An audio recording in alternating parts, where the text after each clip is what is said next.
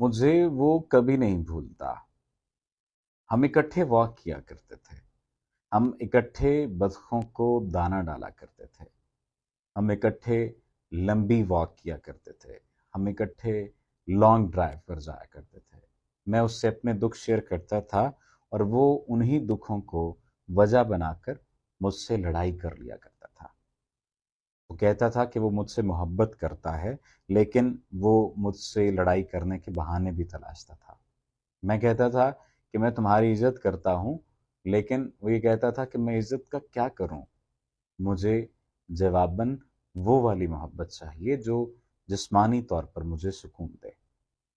उसके अपने मसाइल थे, मेरे अपने मसाइल थे, लेकिन एक मसला मुश्तरक था कि हम एक दूसरे के बगैर रह नहीं सकते थे। हम आंख मचोली खेलते रहते थे। हमारा ताल्लुक कभी बन जाता, कभी बिगड़ जाता।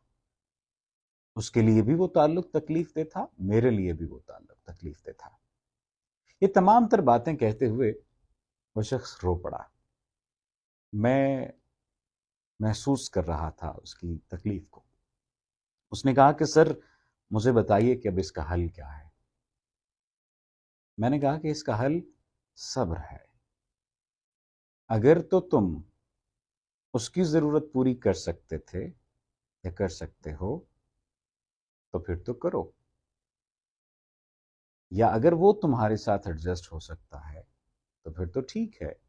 बसूरत दीगर, इस बात पर यकीन कर लो कि तुम दोनों एक दूसरे के लिए नहीं बने थे।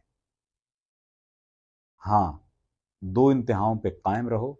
वो अपने इंतहा पे कायम रहे, तुम अपनी इंतहा पे कायम रहो, लेकिन कोशिश करो कि एक दूसरे को तकलीफ ना दो, बद्दुआएं ना दो, एक दूसरे के लिए तकलीफ का सबब ना बनो।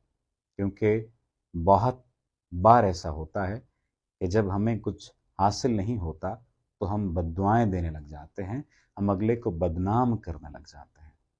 उसने कहा सर, आपकी बात ठीक है और मैं इस पर अमल करने की कोशिश करूंगा। मैं मुस्कुरा दिया उसके इस वादे पर। आप बताइए, क्या करना चाहिए था? इन तमाम तर मशवरों के अलावा उन्हें क्या मशवरा देना चाहिए था? आपका बहुत शुक्रिया।